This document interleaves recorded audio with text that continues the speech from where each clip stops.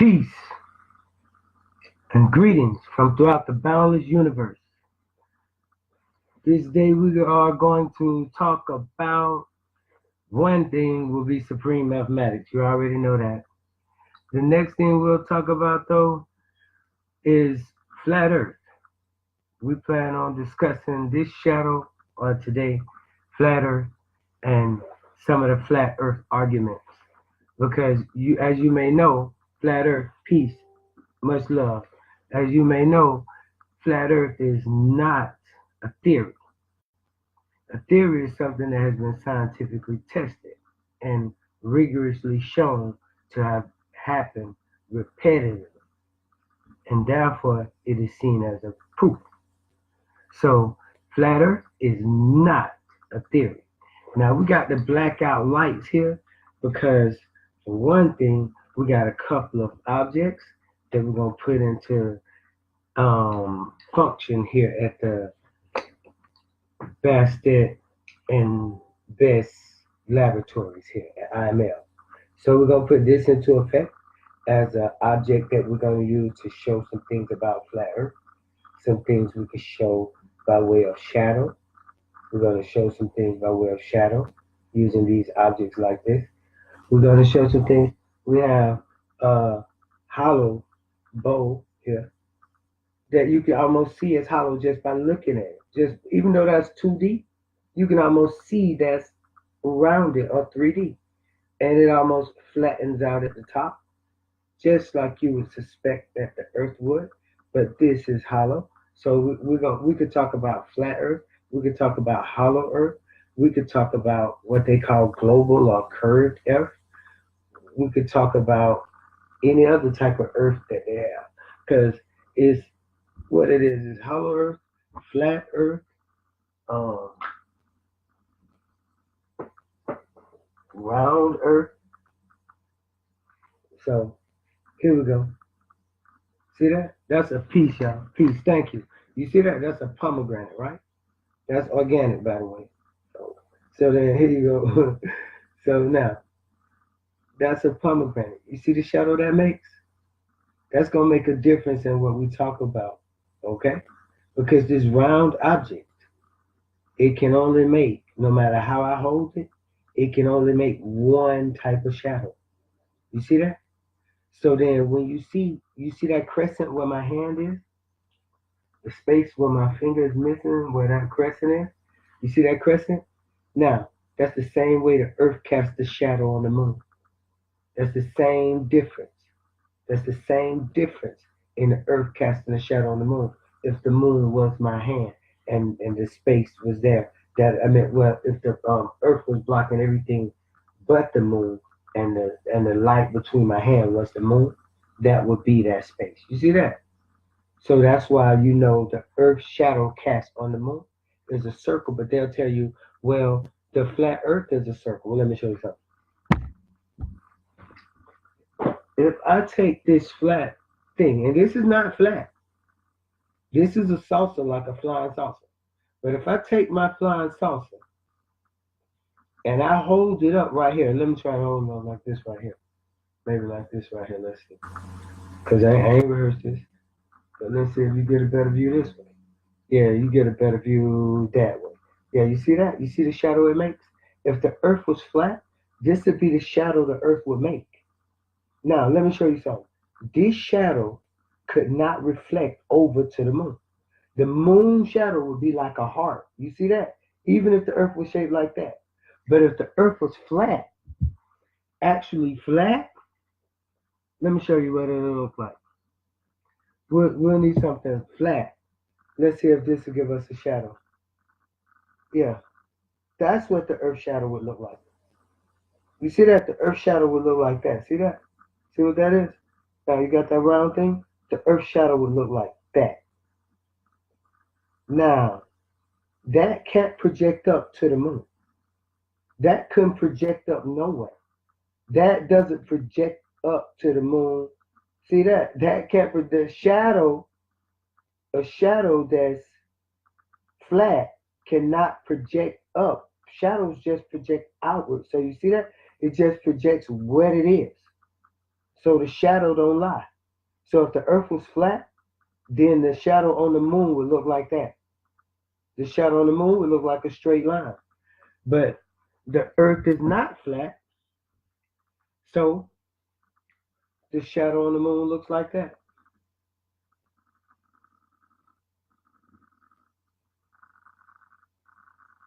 You see that? So this is IAML Laboratories bringing to you real science, physical science, real things you can show your children so they can't be fooled by anybody just using simple shadows. Peace and much love. Thank you for the love. And so let me show you this. So again, we'll show that something flat. Now watch this. If the earth was flat and it was turned like this, then it could project the shadow. But that would mean that people would be walking up and down the earth. Up and down. Like that right there. Just like, so we will have a flat surface. Let's do it. We will have a flat surface and people will walk up and down that. Okay? So that's what we will have. So that wouldn't be true. People, we know that our relationship to the sun and the flat earthers then already explained that their earth is flat in this way, not flat in this way. Let me do that. Not flat in that way. They say that earth is flat in this way so that people can live on it and the water is on it. But I showed a video today where how about if we do this test? If the earth was flat and we pour water on the earth, look what happens. We have a total mess because you cannot contain water on a flat surface. You see that? So the word flat actually means two-dimensional. Let me explain that again. The word flat actually means two-dimensional. Like this wall is flat. So by nature of the word flat, you would be saying the earth is two-dimensional. So if you're saying the earth is two-dimensional, then you're saying the earth does not have a thickness. So the word flat alone by itself, remember this is indigenous aesthetic mathematics and linguistics. So in doing so, we have to correct the linguistics as well. So if you say that the earth is flat, then you're saying that the earth is two-dimensional. Flat equals two-dimensional. So if flat equals two-dimensional, then we have a problem. Flat equals 2D. We'll take that out, that negative sign out, just because it don't look good. We'll just say 2D. Flat equals 2D. So then they call it curved. For the sake of them using this, we just gonna use it curved. Curved equals 3D. Okay, so now we have a better word for flat though. We want to say 2D really equals smooth. You see that? Because this pomegranate would be considered smooth.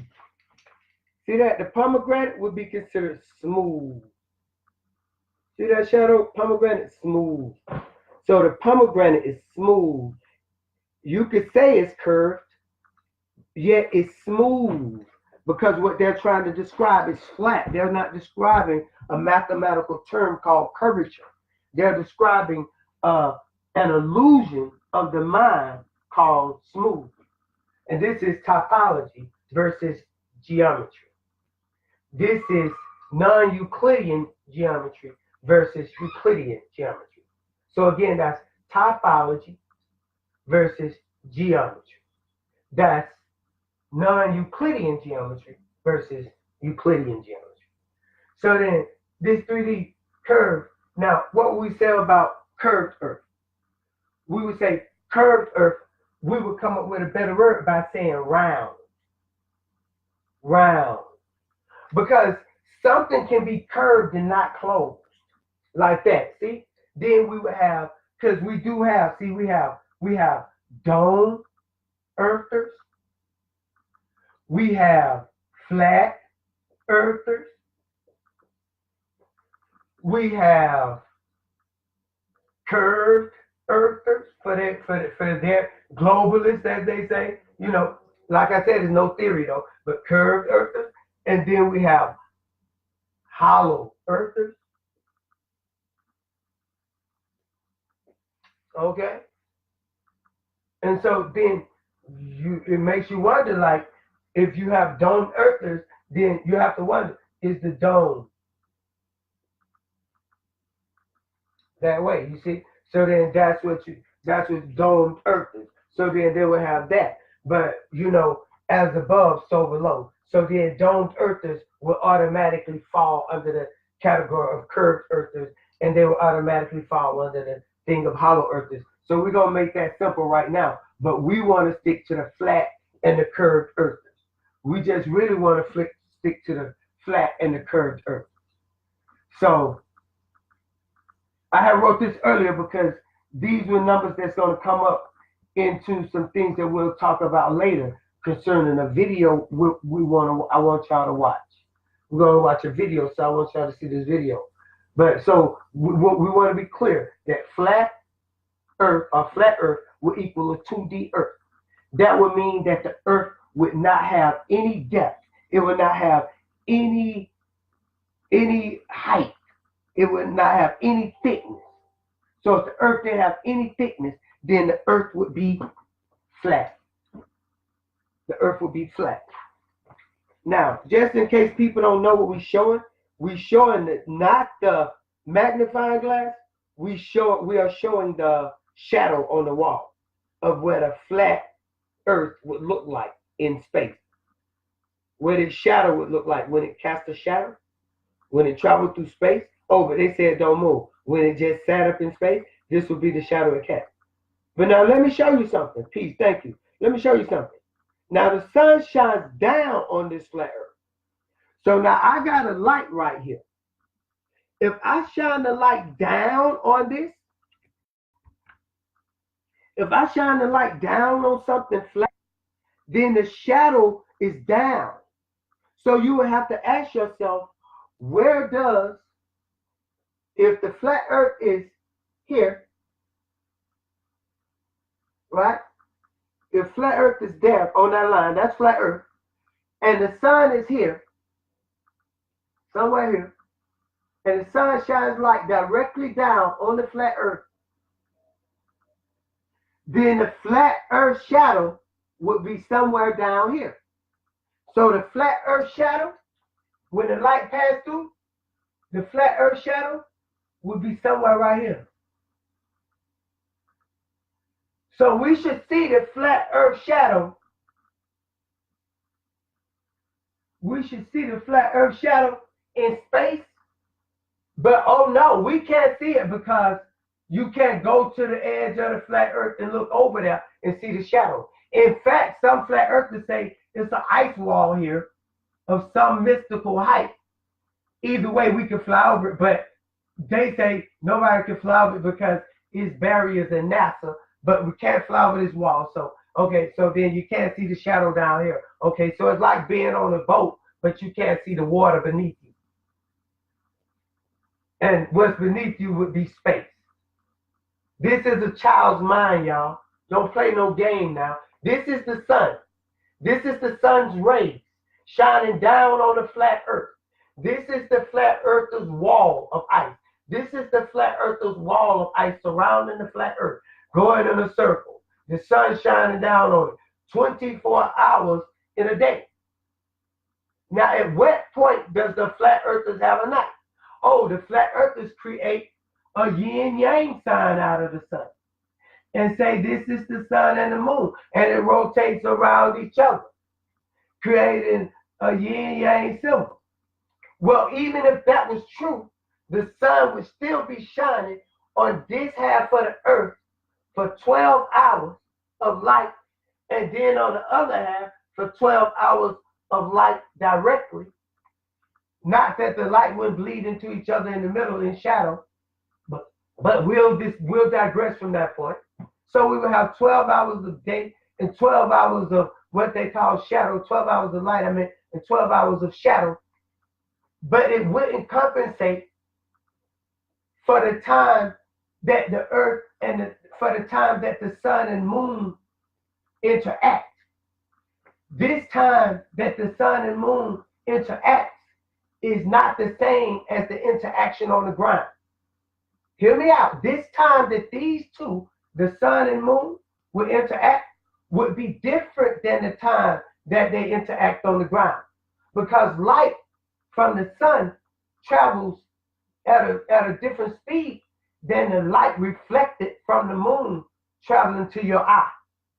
I'm going to say that again. Light from the actual sun travels at 186,272 miles per second towards the planet Earth. Light reflected from the moon travels much, much slower than light from the sun. So this interaction of light and day would not be an equal mix. You would not have a straight line cut through the earth where you have light on one side and dark on the other. That's, again, is a child's mind. The sun is 93 billion miles away, 93 million miles away from the planet Earth. The sun is 93 billion years old. The sun is the 93rd element on the periodic table is neptunium, found in uranium ores. The sun is the 93rd attribute is El-Nur, the light. This is knowledge of the sun. The moon exploded away from the planet Earth. The earth exploded away from the sun 24 billion years ago. The moon exploded away from the earth 11 billion years ago. So the moon itself is nowhere near to be compared in light force giving rays as the sun. Now, I will agree that the moon, in our doctrine, in the real science, that the sun is here and the moon is here and the earth is here. And this distance that the moon is from the sun makes the moon exactly the right size to block out the rays of the sun during a solar eclipse, that those sunlights are refracted around the earth to cause a solar eclipse. That's what's possible. But this is not possible. Okay? So now, once we sweep this illusion out the way, we're going to turn back around and we're going to actually talk about flat earth. We're going to look at a video first. Now, this video is pretty good. The guy is pretty slow, but that's why we like the video, because he moves pretty slow. So let me see if I got the video pulled up. Because it makes more sense if you're actually studying sacred geometry and you're familiar and you've made these drawings. Because in a sacred geometry class, hold up, I don't think y'all can see that because I can't even see it. Hold up. We draw, and then we eventually build models. And that's the way to really get familiar with this and get these numbers as part of your consciousness. I'm not going to get into the connection with the golden section today. Pour water on my floor now, y'all. Don't we measure, including the socle. This becomes our height, 482.7575 feet, and the base, 760.9. Okay, maybe there, yeah. Those are the numbers we're going to look at for a second here. If we look at these are various estimates. We're looking at this one right here, the coal height estimate plus the socle at 21.6 inches gives a total of the height above bedrock of 482.7575 feet. So now we're going to go back to the Earth so we can see how these numbers link the two. We take 1 square degree of latitude and longitude at the... So here is profile, the Great Pyramid with a 51 degree, 51 minute angle. I'm just, to make it easy, I've just rounded off the numbers, 481 feet in height. That would be not including the socle, the base. The socle is the base. 755.85, Socle. I just picked one to use. There's our 51-degree, 51-minute angle. And That's the slope of the pyramid. Measure it this way, it turns out to be almost exactly 11/7. 22/7 is pi. Going on related to the golden section, -7/4 is an important number. Because it makes more sense if you're actually studying sacred geometry and you're familiar, and you've made these drawings. Because in a sacred geometry class, just like in the old Pythagorean and Platonic lodges, we draw, and then we eventually build models. And that's the way to really get familiar with this and get these numbers as part of your consciousness. I'm not going to get into the connection with the golden section today. He's not going to get into anything with Fibonacci. This becomes our height, 482.7575 feet. And the base, 760.9 feet. Okay, those are the numbers we're going to look at for a second here. If we look at these are various estimates. We're looking at this one right here, the coal height estimate plus the socle at 21.6 inches gives a total of the height above bedrock of 482.7575 feet. So now we're going to go back to the Earth so we can see how these numbers link the two. We take 1 square degree of latitude and longitude at the equator. And we're standing at the equator. Okay, we know the polar radius now is 13 miles less than the equatorial radius. 13 miles less. What that means is that the circle this way is shorter than the circle. The biggest circle that defines the Earth is the equatorial circle. So a degree of measure. Okay, we got to write that down. Polar radius minus 13 miles. Then the what? Equatorial radius.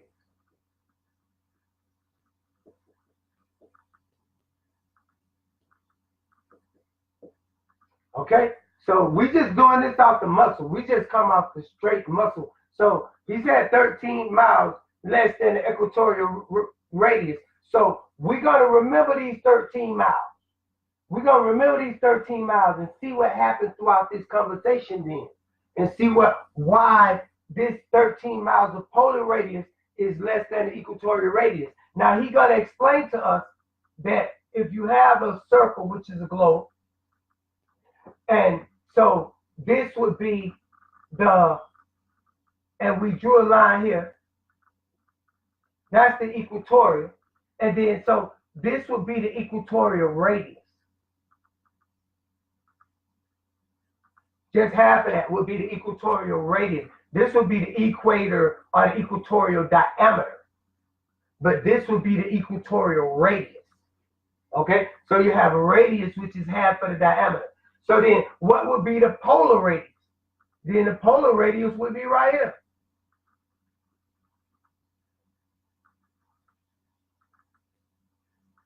And the other half would be right here. So it's automatically reflected now, as above, so below. So, but that's enough. That's important to remember. But we're not really you know. We always using the law. I can't say that. That is the highest law. So that's what it is. It is what it is. But let's just go with the geometry and the mathematics. So we understand that the polar radius. So that means that this line is minus 13. It's minus 13 than this line. This line is plus 13, if you will. It's not really plus 13, but compared to this line, it's 13 longer. It's 13 polar miles longer than this line. And this line the longitude line is 13 polar miles less than the equatorial radius. I'm going to say it again. The polar radius is 13 miles shorter than the equatorial radius. So that means that the line that goes up, the y-axis line, let's get into some male and female energy here.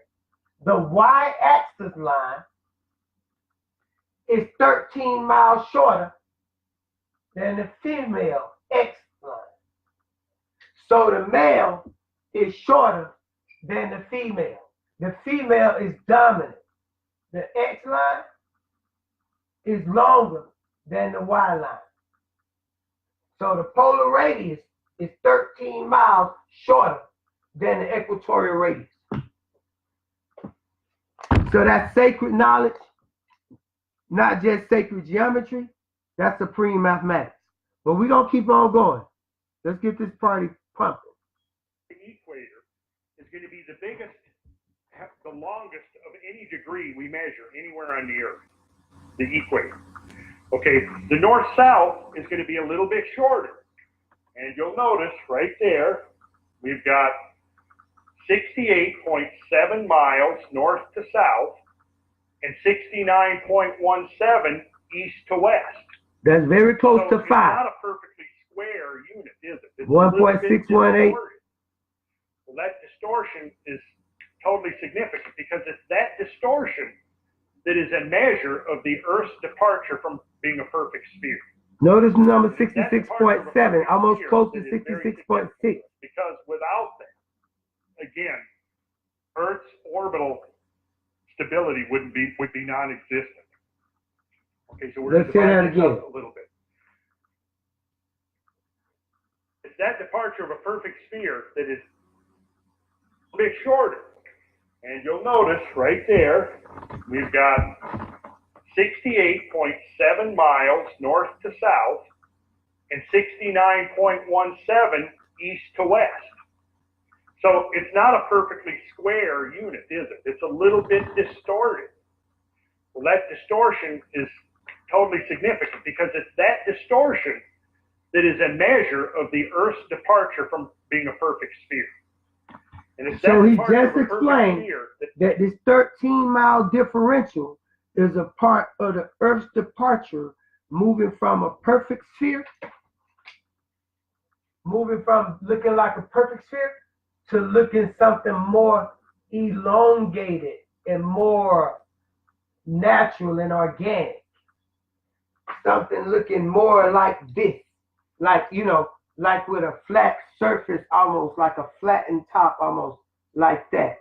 Like you would see it like that. So like that. So it at the pole is more flattened out like that.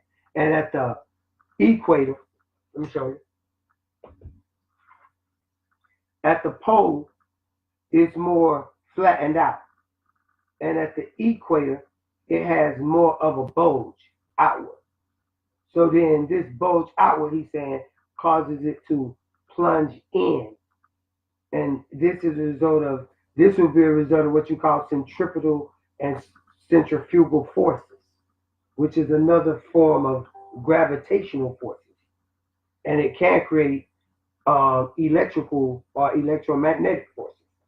Centripetal and centrifugal forces can result in electromagnetic forces as well as gravitational forces.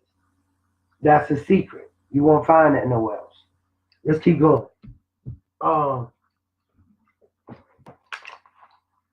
Since they say gravity ain't never been proven, there you go. Centrifugal and centripetal forces can result in gravitational as well as electromagnetic forces. And these gravitational and electromagnetic forces are 2 of the 4 forces known in all of science that exists within the universe, outside of the strong force of hate and the weak force of love.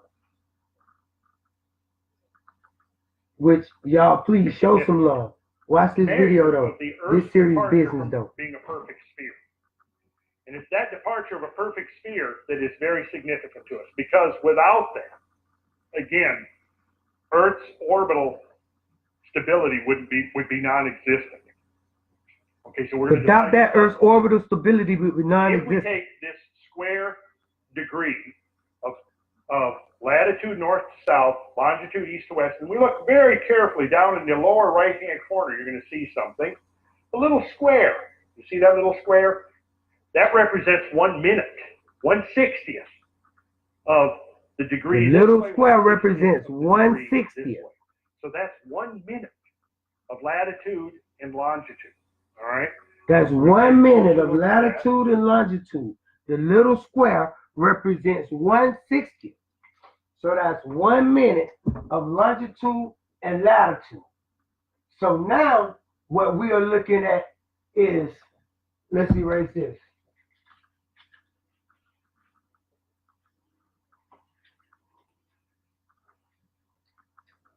Now what we're looking at is, we're going to look at a little square section. Let's draw it this way. Let's see if we can do it this way. Let's draw a circle here. And then let's draw a circle here. And then let's draw a circle here.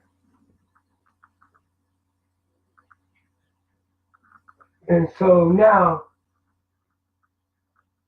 what we're looking at is a square right here. You see this center square? We're looking at this center square, this black square. That's what we're looking at. And so, just say this is the pyramid itself. This is the Great Pyramid of Giza. And just like that, the pyramid points north, south, east, and west. The pyramid does not point from its corners at those directions. Okay? The pyramid actually has its north gate like that. But now, we can have the north gate down here, but for the sake of people, let's just do it this way because everybody oriented that way today. But we know that our polar is this way. But we'll go with this way. So now the pyramid is this way. So this is north. So this will be one side of the pyramid right here. This will be another side of the pyramid right here. Another side of the pyramid and another side of the pyramid. So at this point right here, it's a little indentation in the pyramid, like this. Let me draw it for you. If you were to draw a circle, and then you were to draw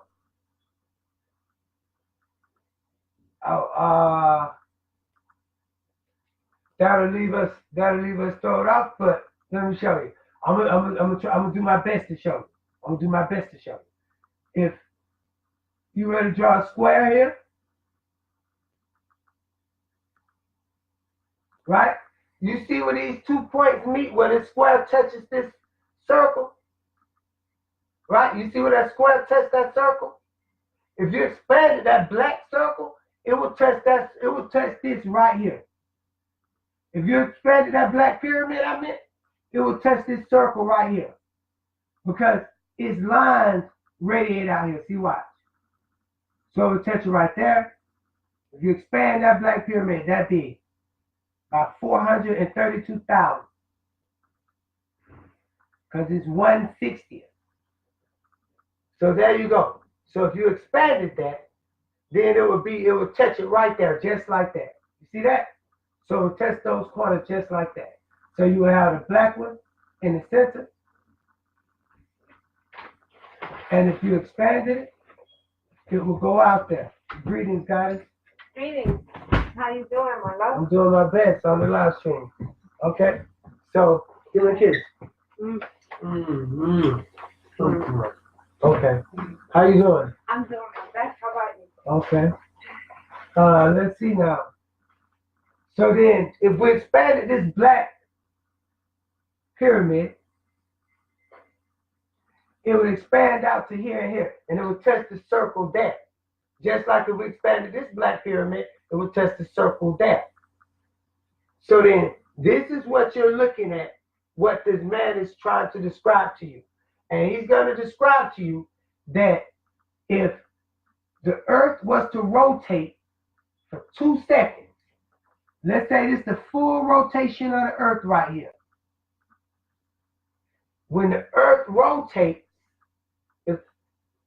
on its axis, not a revolution, not a revolution. This is not a revolution. This is a rotation. It's the difference between a rotation and a revolution.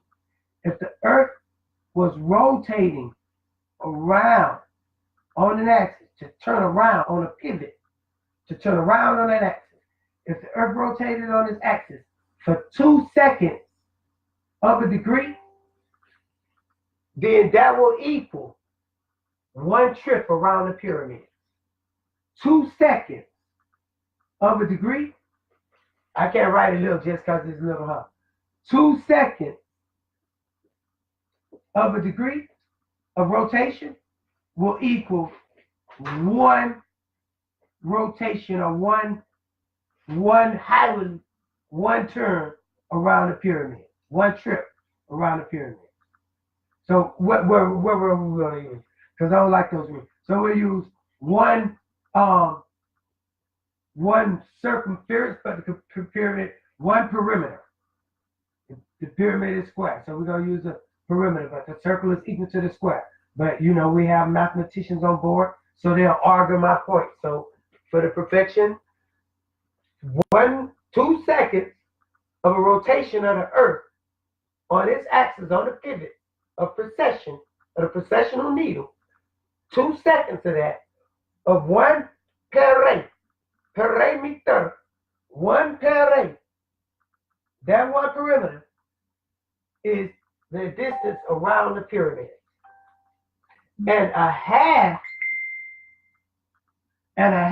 second or a half second rotation will give you 1 side of the pyramid or something like that. So this is where 1 side of the pyramid. And you know this because 1/2 plus 1/2, let's do it right here. 1/2 plus 1/2 equals 1.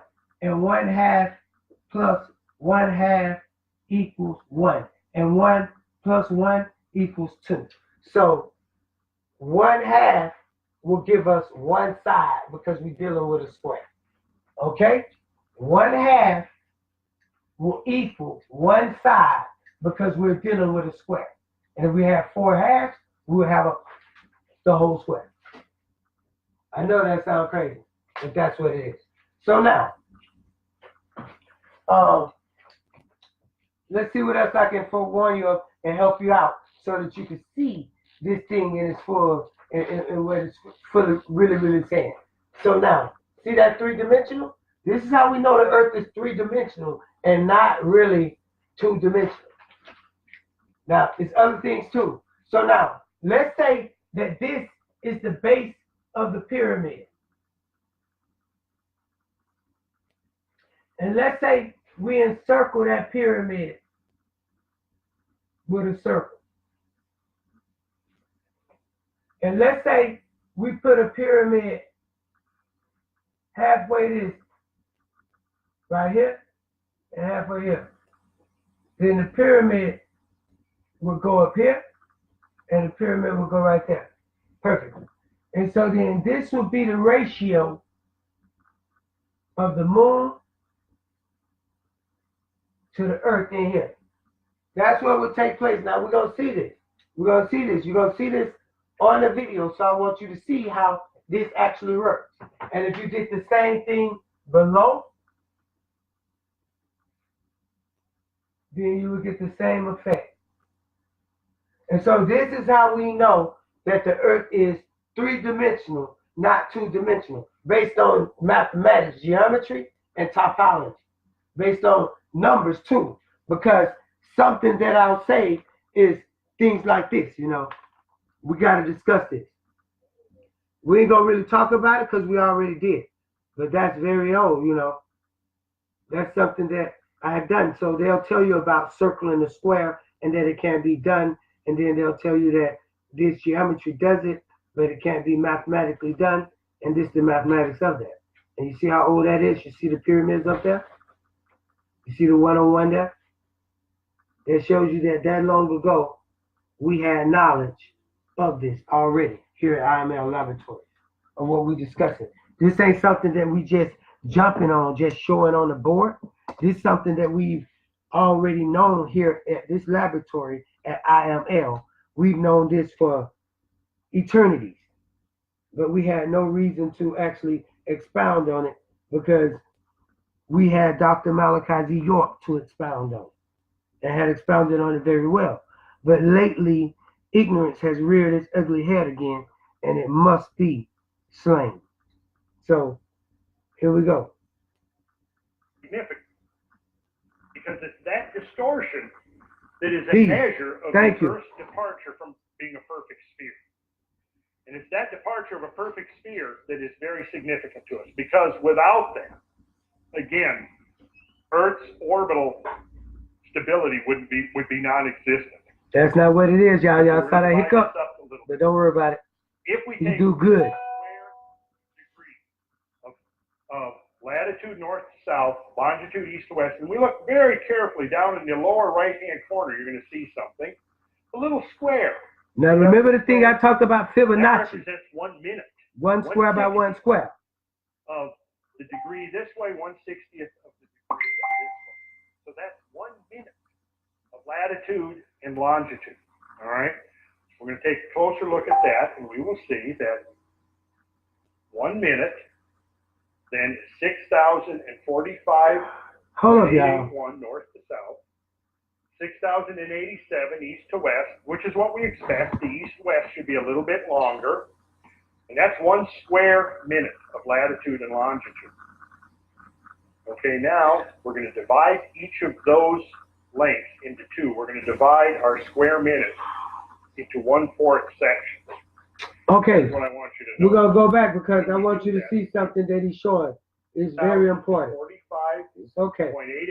north to south. Let's go here. Departure from being a perfect sphere. Okay, well, he says it makes a departure from being a perfect sphere and all that. Remember we were showing this line, how this line looks curved? We're going to draw that again because we wound up showing a lot of other stuff in there. So let's draw it again. And then let's draw the same ellipse within there and the same kind of ellipse within there. Sort of like the Toyota symbol, huh? Yep, that's right. So now, okay, so now, what we're looking at is, you see how as these lines go up, and then they come down, these lines appear to join at a vertex right here. See that? They appear to join. But this line right here, it just appears to go around and around. So if we kept going around with lines, then we would just keep going around with lines right here. You see that? But with this one, if we kept going around, then it would look more like this.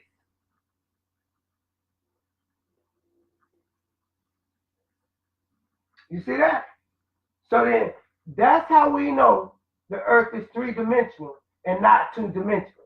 So now, when he talks about the curvature or the Earth no longer maintaining a sphere, he's talking about, you see how wide these lines are apart?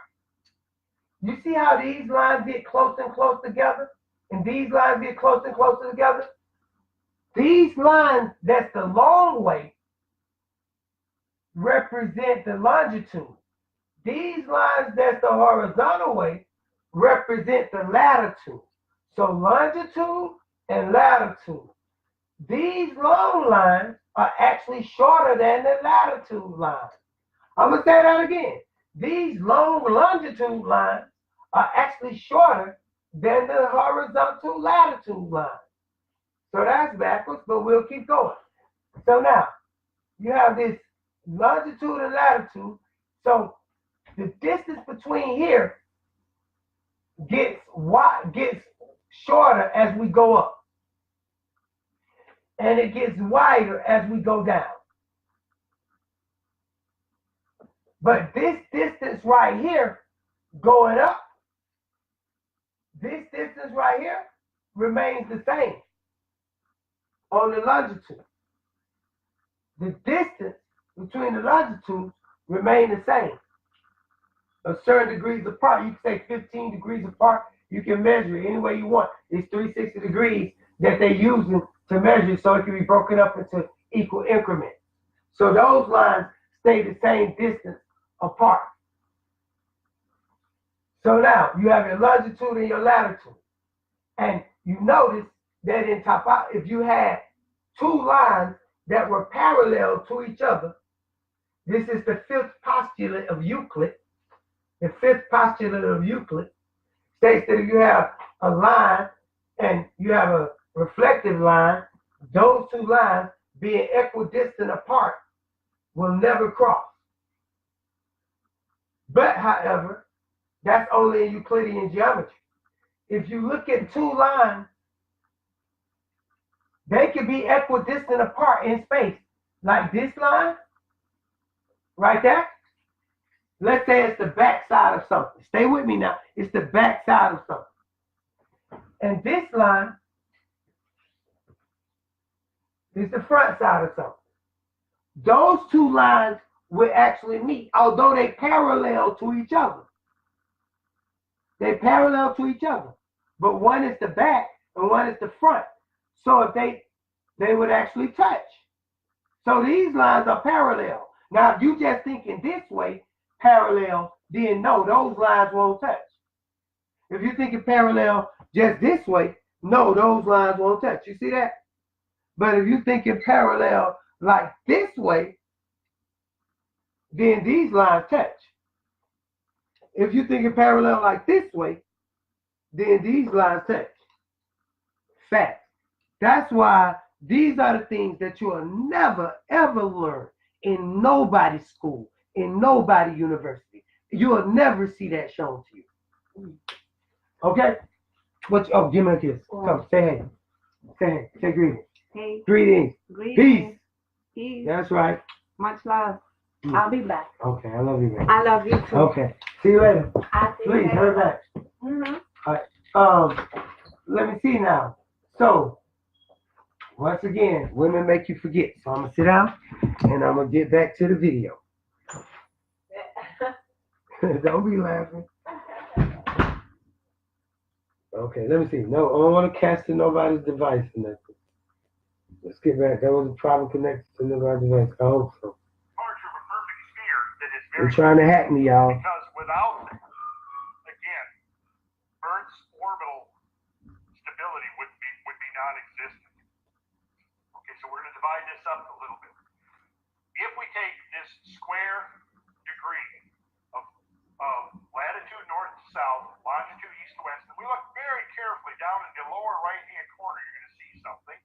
A little square. See that little square? That represents 1 minute, 1/60th of the degree this way, 1/60. 160, 60 minutes, 60 seconds. 1 minute of latitude and longitude. All right? It's 1 minute. It's 60 seconds. It's 1 hour, 60 minutes. So the question has been, why did the elders, the Anunnaki, the Neteru, the Nomo, the Shuyuk, why did they choose to use the number 60? And I put in the video write-up, I don't really want to touch it, but I put some numbers. It was 72, 60, and a lot of people tell you that they use those numbers 60. I took it a step further with 72, but because 8 times 9, that's a whole nother story.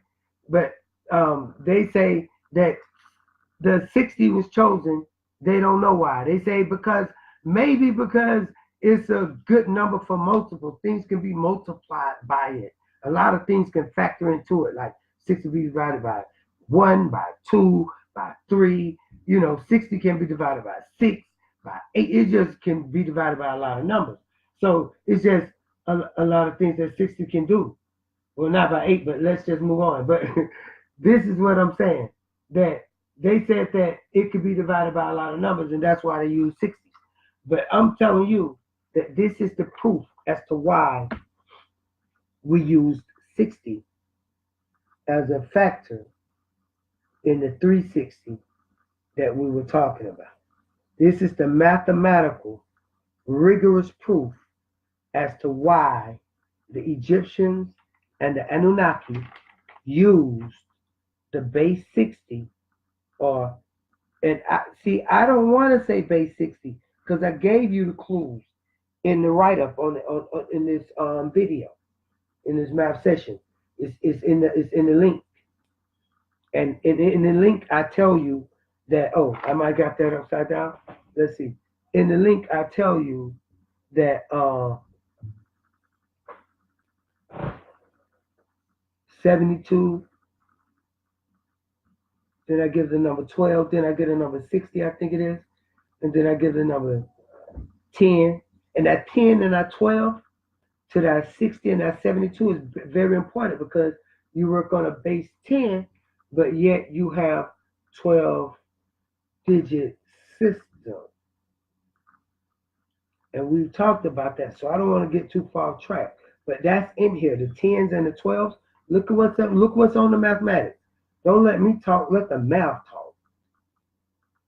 See what I'm saying? I'm saying 60.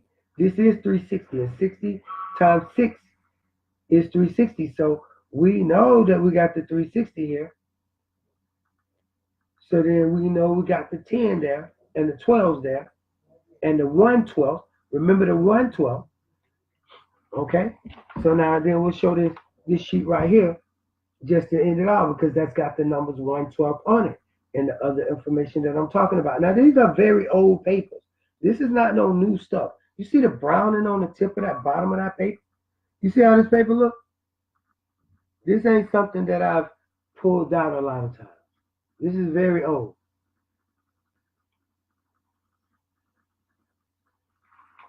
So now,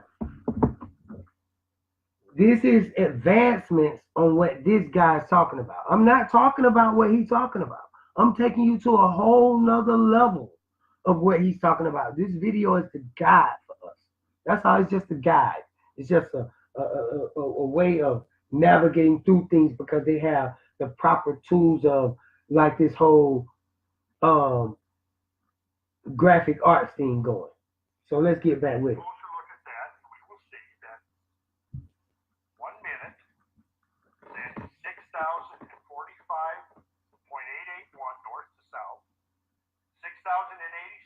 East to west, which is what we expect. The east-west should be a little bit longer. That's 1 square minute from latitude and longitude. So the east-west line is longer than the north-south line. We talked about that. So when people say on the Great Pyramids are not the exact same distance on this side as it is on this side, that's because the north and the south side of the pyramid would be a little bit shorter than the east and the west side of the pyramid because of the simple fact that, let's do it this way, the north and the south side of the pyramid would be a little shorter than the west and the east side of the pyramid because the northern longitude and southern longitude lines are actually shorter than the equatorial, the east-west line. So yes, the north-south sides of the pyramids will actually measure a little bit shorter than the east-west sides of the pyramid. Facts. Because the pyramids are in tune with the planet Earth. And the pyramids are not only that, but what I was showing you right here, and I lost that point and I lost that point. So let's do it again. We got to draw the same circle. Again, what can we draw? We'll draw right here. Let's draw the same circle right here. And when we draw this circle right here, we want to show that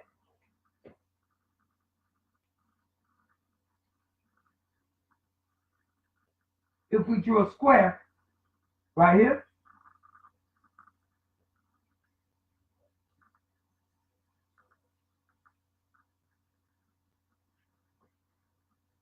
and then we made this north, and we made this south, and we made this west, and we made this east, then where this pyramid touches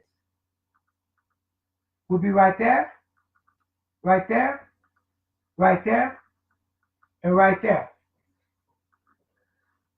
So now,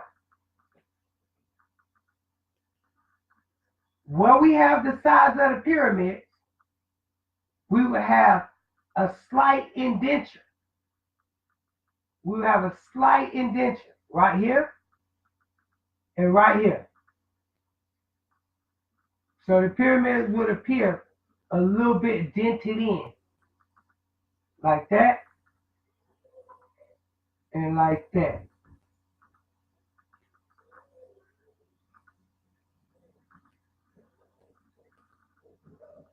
Okay? It would be a little bit dented in right there. Do it like that.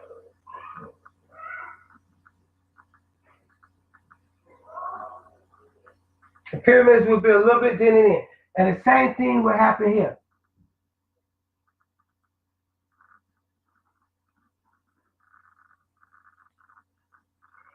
And here.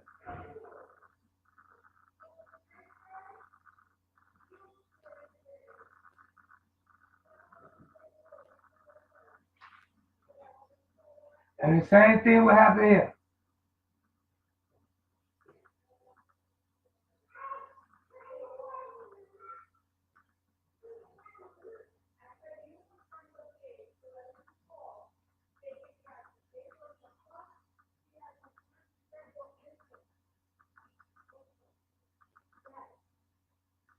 So the pyramids would appear like this. So then, in all actuality, the pyramid will have 1, 2, 3, 4, 5, 6, 7, 8. The pyramids will have 8 sides or 8 panels.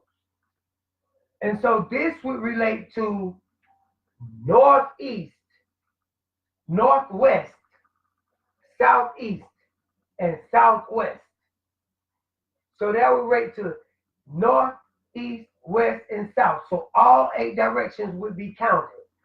But our point for showing this is that within the pyramid, where you have these indentions, that's equivalent to the displacement that's at the longitude and equatorial lines. The negative 13-mile distance is actually accounted for in these indentions within the pyramids themselves, the negative 13 miles. And they'll tell you that a pyramid is about 13 football fields. Stay with me now, because we do real mathematics here at New University.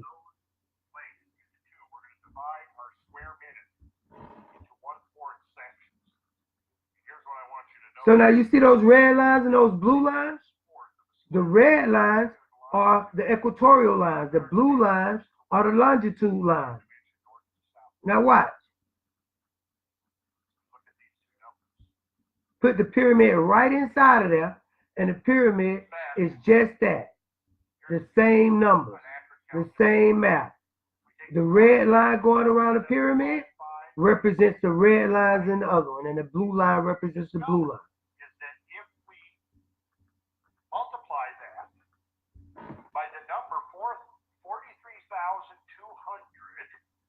Which is one of our sacred numbers that we've seen right there, 43,200.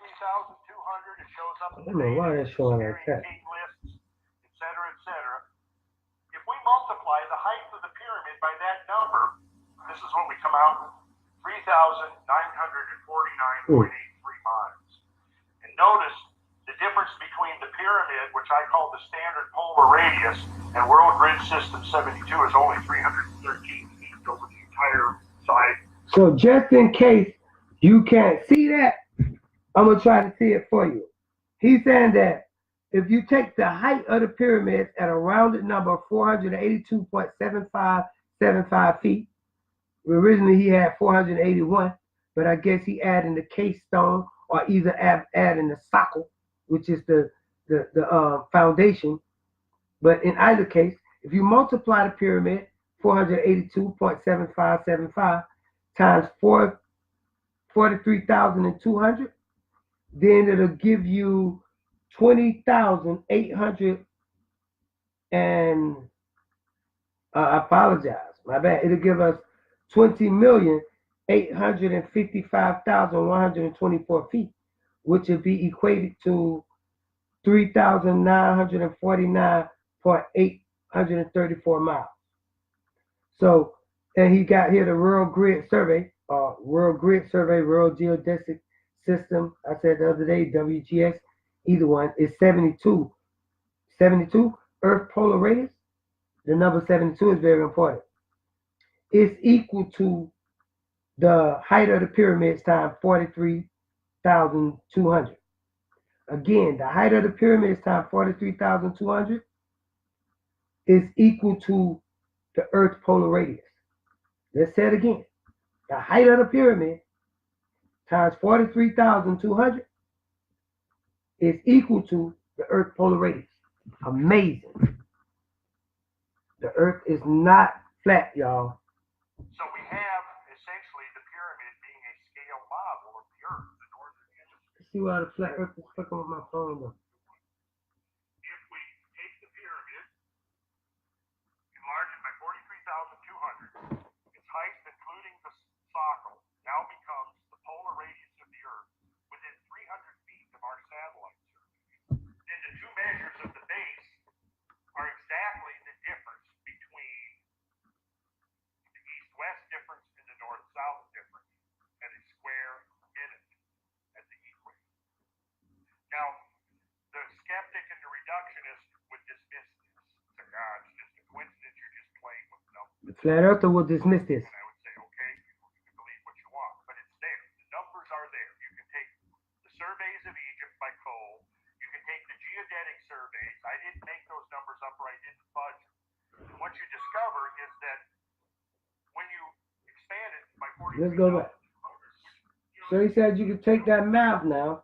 By Cole, you can take the geodetic surveys. I didn't make those numbers up. Now when he say geodetic, he has right here Encyclopedia Britannica, 480. Tompkins calculation of the height, 480 point something. Andre Pochin calculation of the height, 480 point something. JH calculation of the height of the pyramids, 480 point something. The thickness of the sockle, the base, 55 or 21.6. Cold measurement height plus the sockle, 480.953 plus 21.653. This gives the total height above the bedrock. Okay? Equal to 482.7575. So he give you the actual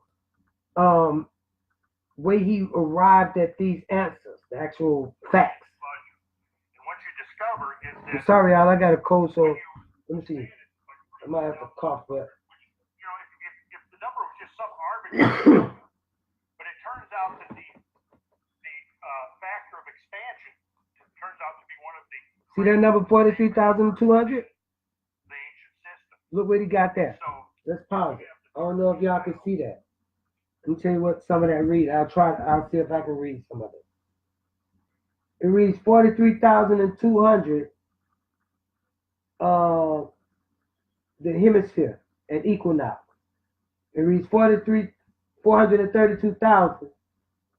It reads miles, the solar radius. So the radius of the sun is 432,000 miles. And 432,000 years is a Kali Yuga. And 432,000 years is the date of the Sumerian calendar.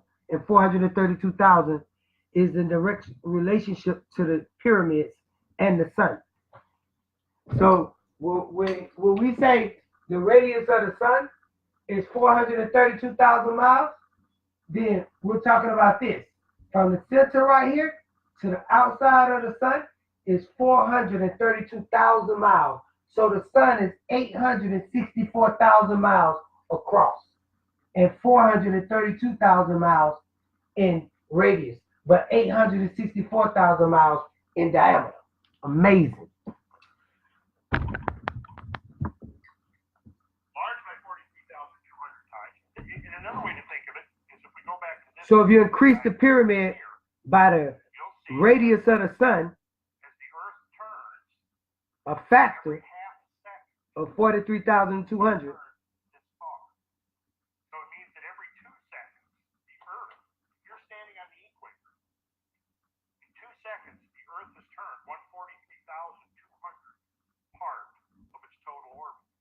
So if you're standing on the equator, in 2 seconds precisely, the Earth has turned a distance exactly equal to the distance around the base of the Great Pyramid.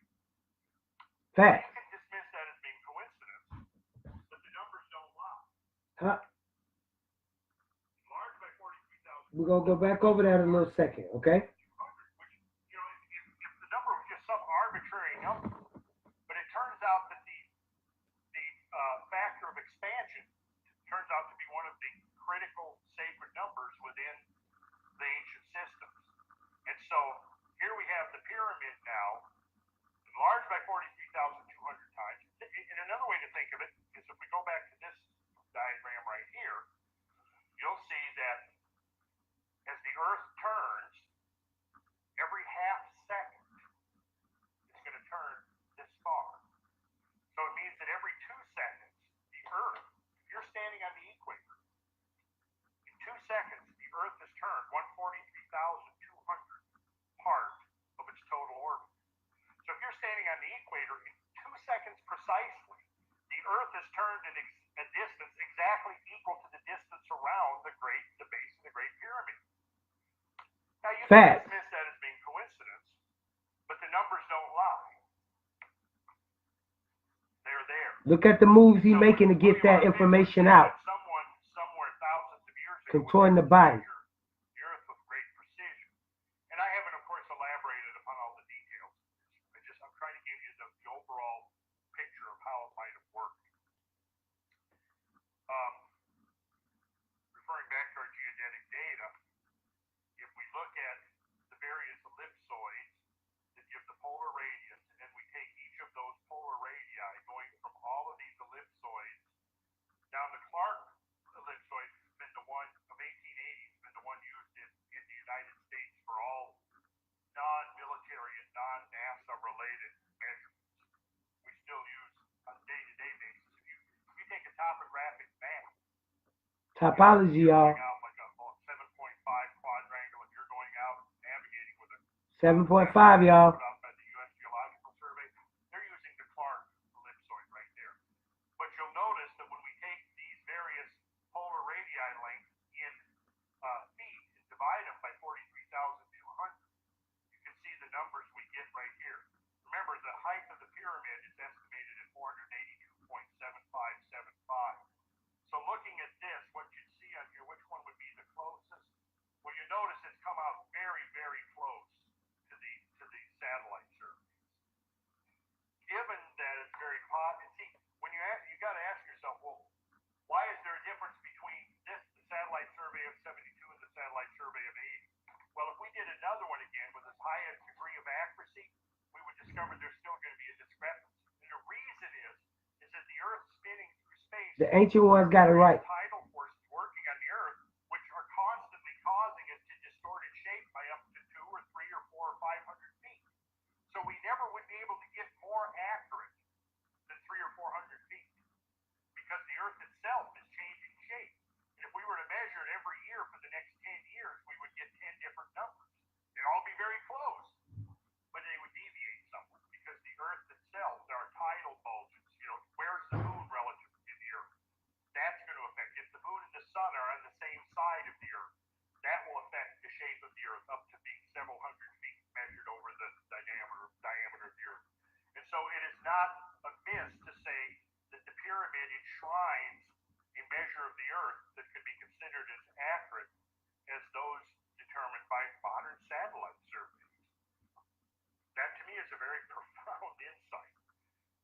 does suggest that somebody, once upon a time, to measure the Earth size and shape with that level of precision. And if they were able to do that, what's the implication? Need some water. See, that's the interesting part. Because no primitive culture, using the method of Eratosthenes in about 300 BC in Greece, he measured the Earth and was generally considered to be quite accurate because he was able to get the circumference of the Earth within about 500 miles of its actual Eratosthenes. circumference by using the methods available to the ancient Greeks.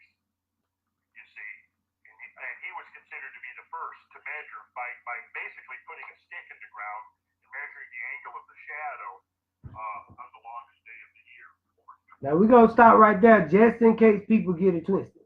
First of all, Eratosthenes lived in Alexandria. Alexandria is in Egypt. Egypt is in Africa. So it was no such thing as Greeks. It was Egyptian people who had those formulas. And the other place, Syene, that he measured from Alexandria, is also in Africa, in Egypt. So these are African people, and this is African knowledge. Facts. That's actually an exercise we do in the sacred geometry class because it's very interesting how he did that.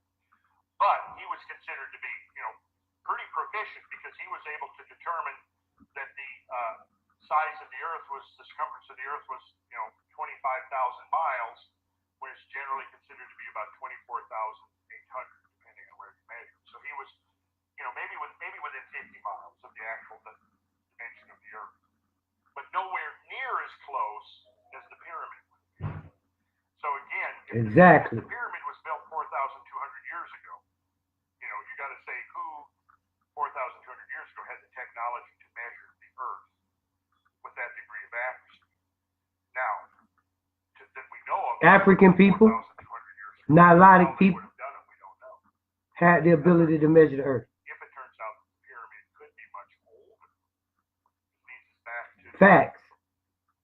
going back 10,000 or 20,000 years. Listen. This is one of those little, sort of like the little crack in the dike that if you don't keep it plugged, the whole edifice of contemporary knowledge could get swept away.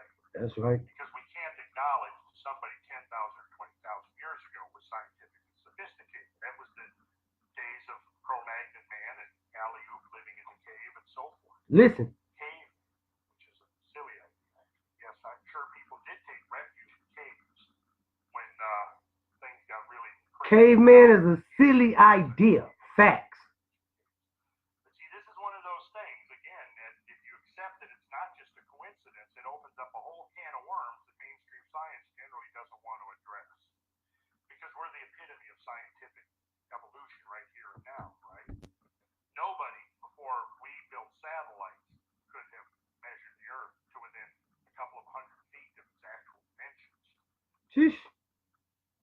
So, given 2 seconds of time, 143,200th part of the daily rotation, a point on the equator will travel a distance precisely equal to the perimeter of the Great Pyramid's base as measured with the sovereign.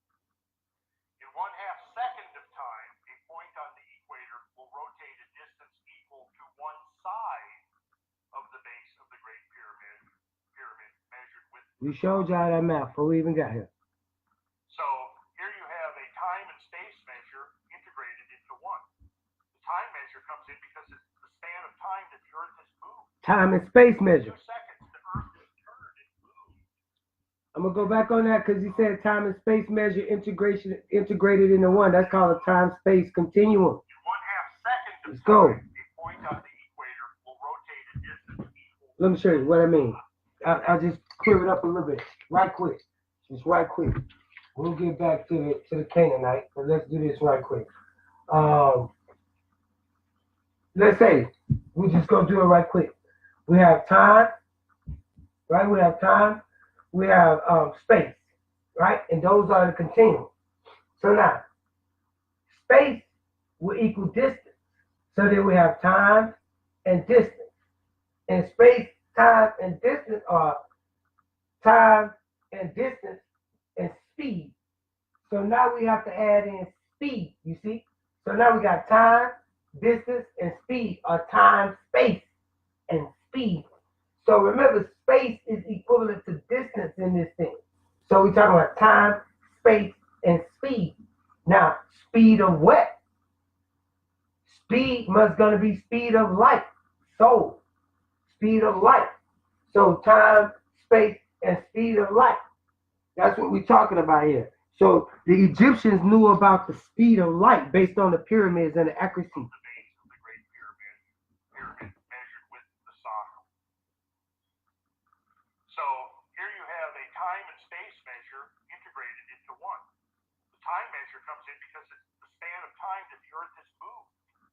In 2 seconds, the Earth has turned and moved the distance within a fraction of an inch. It's that moved around the pyramid one time. When the Earth moved a distance of 2 seconds, it's that moved around the pyramid one time. If it moved a half a second, it's that moved around the pyramid up one side.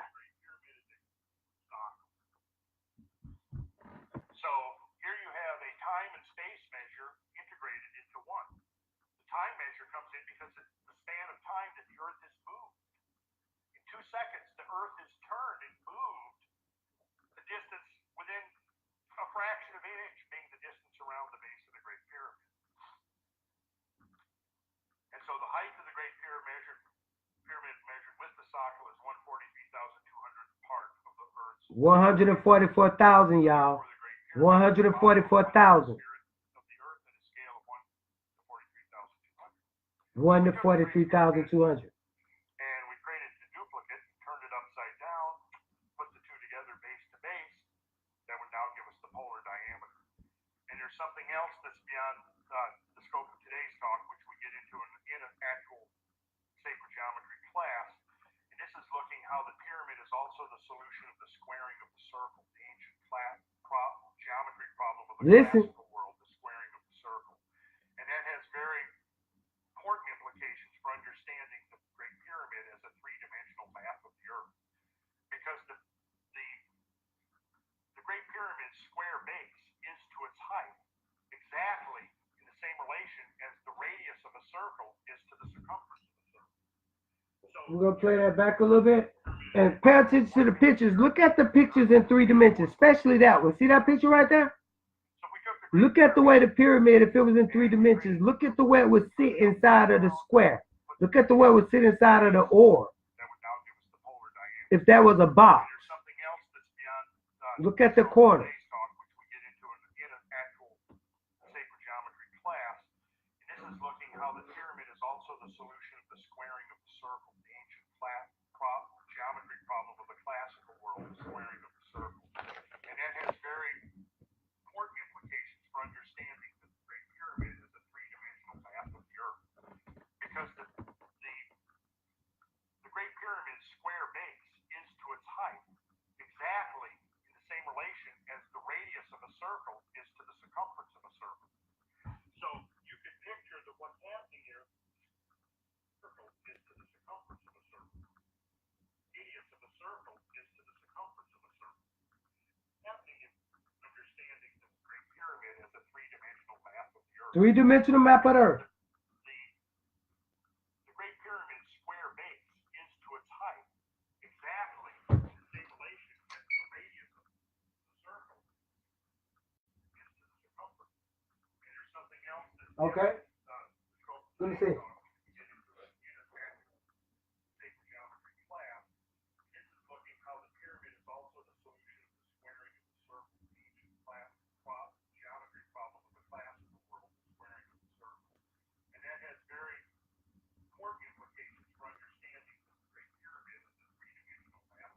Three-dimensional map of the Earth. The Great Pyramid's square base is to its height exactly in the same relation as the radius of a circle is to the circumference. Okay. The base of the pyramid, let's say this is the base. In relationship to the height of the pyramid, this the height. You can say that's the height. Okay. So the base of the pyramid is exactly in relationship to its height. So you can picture As the Great Pyramid as a three-dimensional map of the Earth, because the Great Pyramid's square base is to its height exactly in the same relation as the radius of a circle is to the circumference of a circle. So you can picture that what's happening is that means the radius of a circle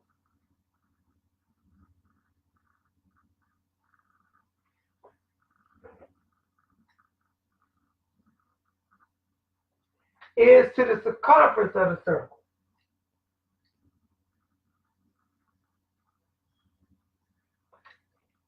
So that means that, now we're going to take this down because that's the slope, okay? The slope is different than the height. I got to show it to you this way.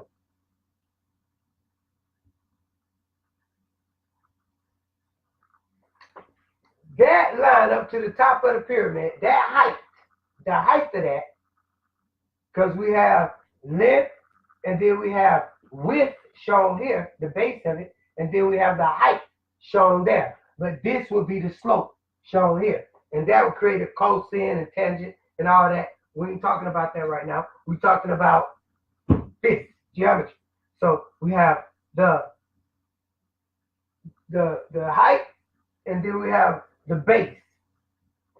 So the height of the pyramid is this high. So we're going to call this the height. Let's say the height. This line right here, this line, we'll do it this way. That line, let's do it that way. That line. You can't learn this nowhere else, family. I promise you, you can't learn this nowhere else. I ain't talking about what he's talking about now. Watch what I'm doing. So the height of the pyramid is the same distance. It's the same. The height of the pyramid is to this entire square. Let's do it this way.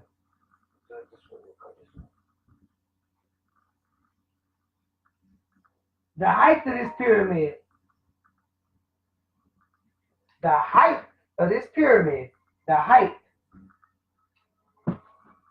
in relationship to the perimeter. So we can say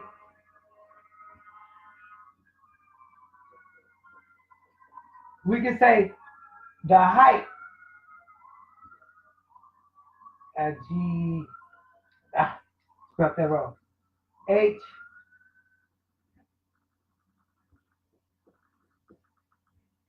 T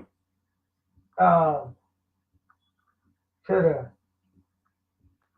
the height to the perimeter.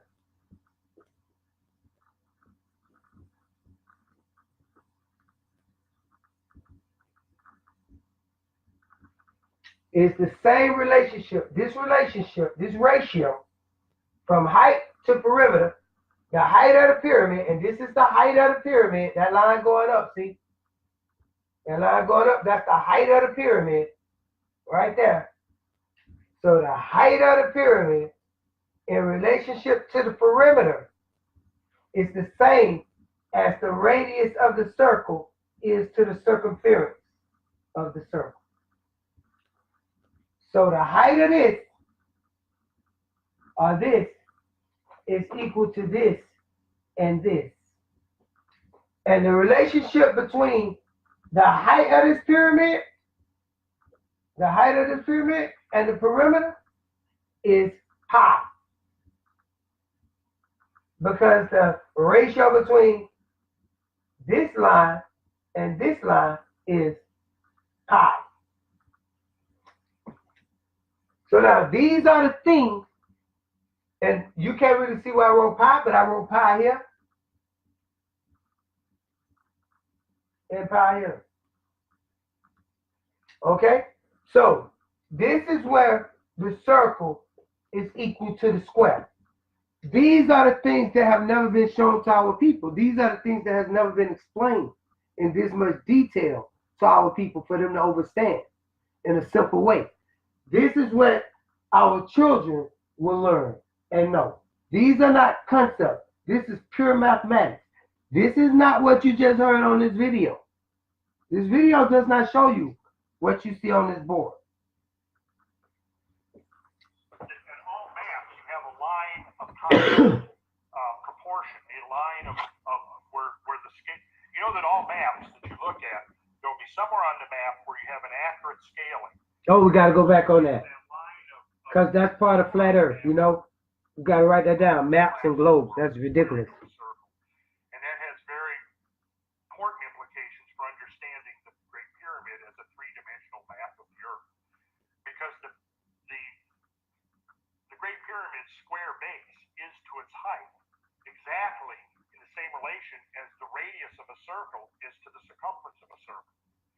So you can picture that what's happening here, that means that in all maps you have a line of constant proportion, a line of where the scale. You know that all maps that you look at, there'll be somewhere on the map where you have an accurate scaling. And as you move away from that line of accurate scaling, the maps become distorted. Well, if you've got a square and a circle of equal perimeter, you see, the Earth's equator, think of as the circle, and you think of this pyramid being enlarged 43,200 times, its square base is now the same distance around as the Earth's equator, right? So if you're mapping from the arc, the circular arc that's the Earth's equator, taking it and flattening it out, and now mapping it onto the base of the pyramid, the 43,200 times bigger pyramid, it's going to be exactly the same length. So there's going to be no distortion around the perimeter of the pyramid's base and the height of the pyramid, which is exactly the polar radius of the Earth. So that, from the standpoint of equilibrium, information, that particular geometry of the pyramid is very relevant because it is the solution to the squaring of the circle problem, which is something we study extensively in a sacred geometry curriculum.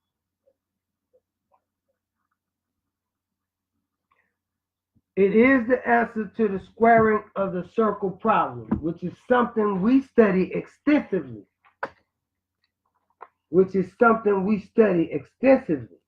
And they still don't have the answer, but here go the answer right here. There you go. Free will.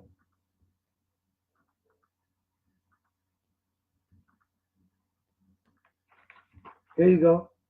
Mathematics. Pure. Applied.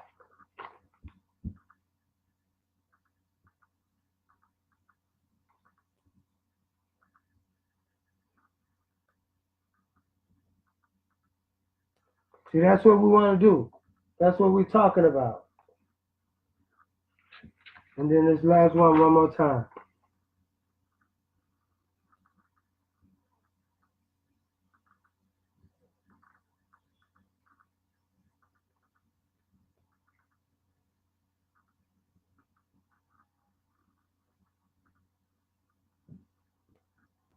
So that's the business on the mathematics.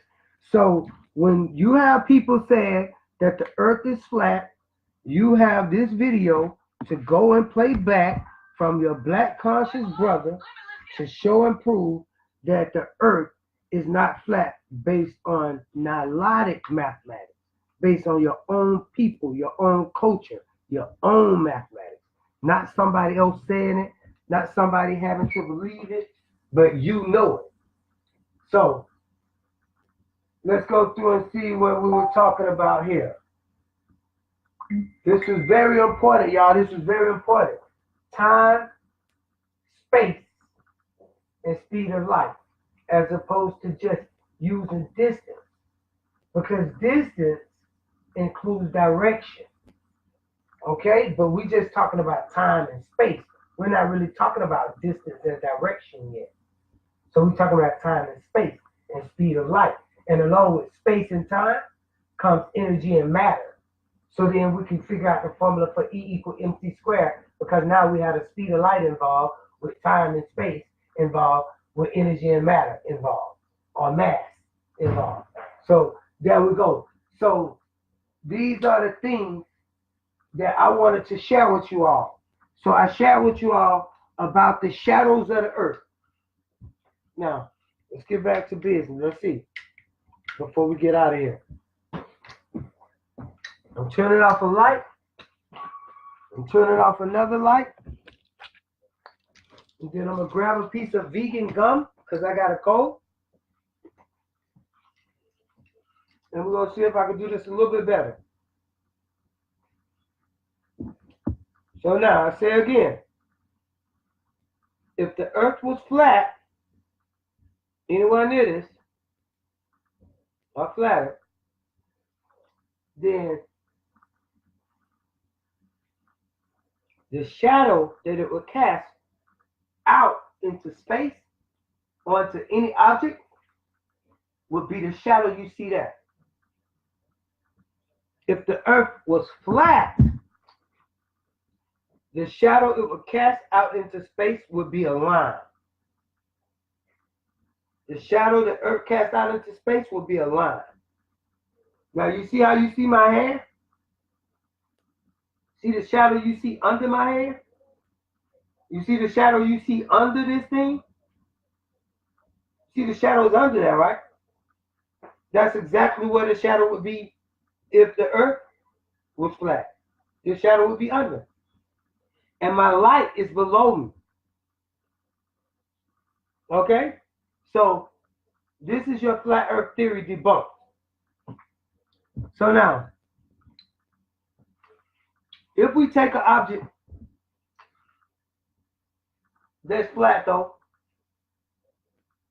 that's casting a line out into space, casting a line, shadow. If we were to turn it on its side, it would cast a circle shadow.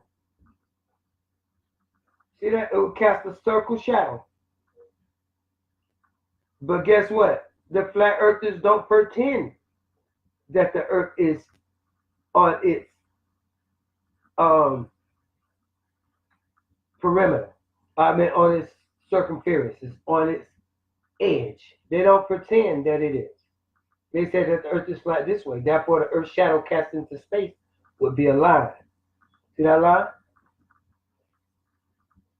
It would cast a line and not a orb, not a circle, but a line. So now, if it was a dish shape, let me see if I can show you this dish. A new bowl, then it would cast a shadow that looks somewhat like that. Y'all gotta give me some help. Y'all gotta donate to this to help me get some better effects. See that? Hold on, this is very important. Give me 1 second. Yes, greetings. Greetings. Rahubat. Rahubat. Ninti, Ninki. Anu. Peace. Okay, I love you too. Okay, that was the gods and goddesses calling. But now, if the earth was shaped this way, then it would cast a shadow like that. And if it was shaped that way, it would cast a shadow like that. But these aren't the shadows. And if it was shaped this way but turned that way, then it will cast a shadow, the same shadow that this cast.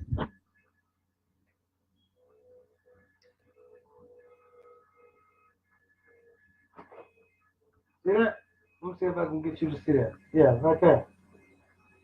They will cast the same kind of shadow, but they're different shapes.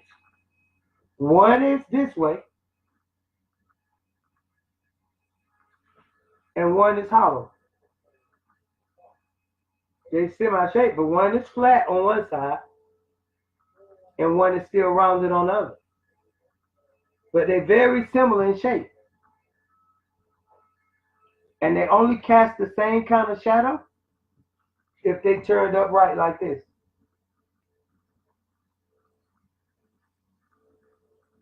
they cast the same kind of shadow. But this only casts one type of shadow. No matter how you hold it, it casts one type of shadow. So the Earth must be this in order to cast the shadow out in space on the moon that would look like a crescent. Okay? So these are the scientific facts. Hold on one second.